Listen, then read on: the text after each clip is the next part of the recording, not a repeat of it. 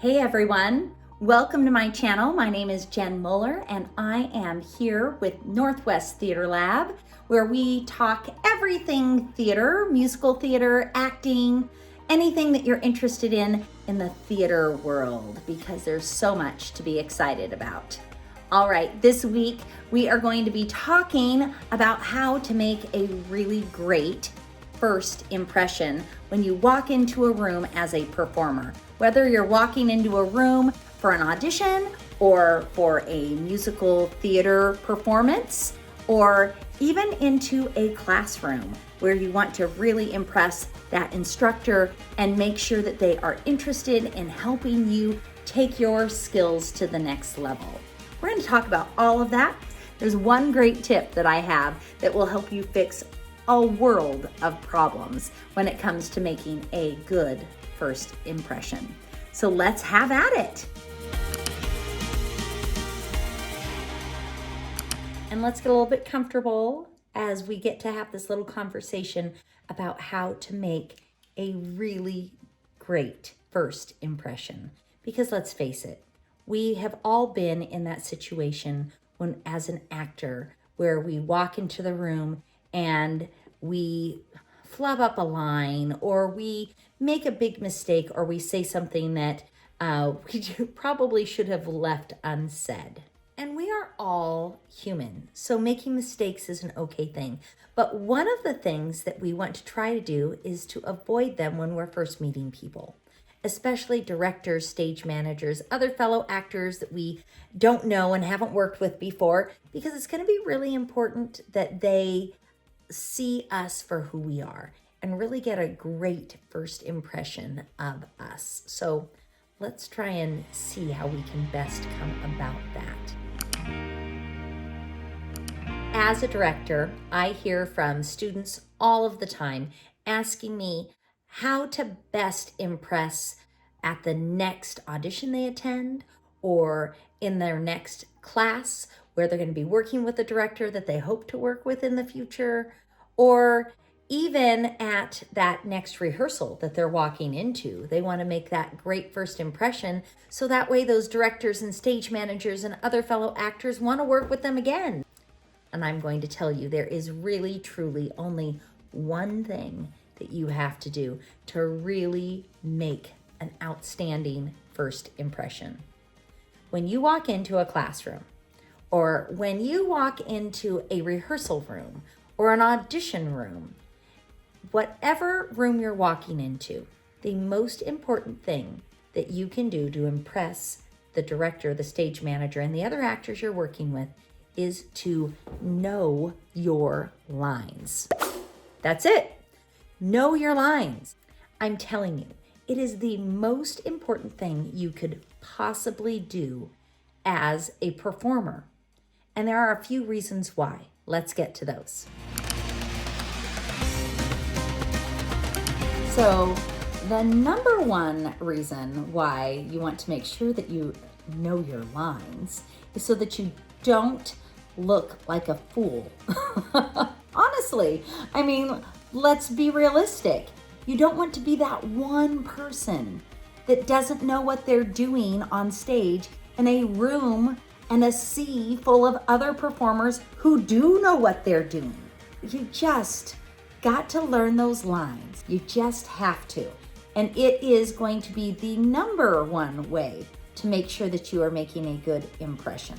So this is the other thing. When you know your lines, you are able to be in a room where a director can actually work with you. The director is not there to help teach you how to remember your lines. Your director is there to help you understand why you say your lines. What's the purpose behind it? What's the meaning? Why are you so intrigued by a specific phrase that someone else says? They're trying to help bring about the story. And this is the thing. If you don't know your lines, then the director can't do their job effectively. You are causing them to be able to only take you to a certain point instead of being able to shoot you to the moon, which is where you all deserve to be. You know, we just do. As performers, we should be able to, shoot our talent all the way to the moon and really explore who we are. But until we learn the lines, you just can't do it that well. So if it's so important, how can you really prepare? Well, first off, you have to know that it is your job to learn your lines. It's your job as an actor to make sure that you know what you're saying, when you're saying it, and how to say it. So that way, when you walk into a room, a director and a stage manager and other actors can work in tandem with you. It's just vital to being a performer. You can't tell a story when you don't know what to say. You don't know how to emote if you don't know what to say. What I would like you to do is to remember that your job, again, it is your job, and it has to be done at home. Your memorizing lines is an at-home job. It is not a job that you get to do when you arrive at rehearsal. It is not a job that you get to do when you arrive into the classroom. All right? It's not a job when you are walking into an audition. You'll never get that job if you aren't sure what you're going to be saying and what you're going to be doing. Please understand the importance of learning these lines. Now you might ask, that's awesome. Thanks for the tip, but how do I do it? Because I keep trying to do it before I get to a rehearsal or before I get into a classroom or before I go to my audition. And if I'm not in a rehearsal, I'm really struggling to learn those lines. If I don't have blocking, I'm really struggling to learn those lines. And this is the deal. You can learn them, but it's going to take more than just reading the lines. So that's going to be the first thing. If all you're doing is reading through your lines, you're really not memorizing. You're just becoming familiar with them. And becoming familiar with your lines is important, but it is not the finished product. So you have to sit down, spend some time reading, yes. Then you need to spend some quality time reciting those lines out loud over and over and over again. And I get that when you're at home and you're in a house full of people, whether it's your family, your brother and all of his friends who are in the room next door, and you have to rehearse your lines, it can really seem embarrassing and worrisome that other people are going to judge and listen to what you are saying. But this is the deal. You have to do it. And if you are just upfront and honest with the people whom you're with, say, hey, I'm gonna go memorize my lines. If you hear anything crazy in the other room, just know it's me doing my thing. Really, truly, if you can laugh about it, and if you and everyone else around you are aware that that's what you're working on, then all will be good. You will feel more comfortable. You'll make the people in your home feel more comfortable. That's what it is that they're hearing. They're not hearing you get crazy in the other room. You're actually working on something. Then once you think you know all of your lines, you've gone through it, you've read them, and you say them out loud, you just kind of take a peek at the script to look at the cue line to make sure that you know what happens next and what you're going to say. Then it's time to bring in all of those family members and friends that you have out there and really have them help run some lines with you. Because once someone can read a cue line for you without you looking at that page and you can say it, then you're on the right track to really truly knowing the lines that you have to say. And this is the other thing. When you are working with somebody else, you can have them make sure that you are saying the right words. You don't get to just tweak it a little bit and say something kind of like the line, because the playwright wrote those words specifically for this character. Your job is to go ahead and really dive deep into why those words are the words that you're supposed to say. When you are having a family member or someone run lines with you, definitely make sure that you give them an opportunity to give you corrections. And you have to be upfront with them and say, look, if I don't say the right word, please stop me. If I twist things around or say a line out of order, please stop me.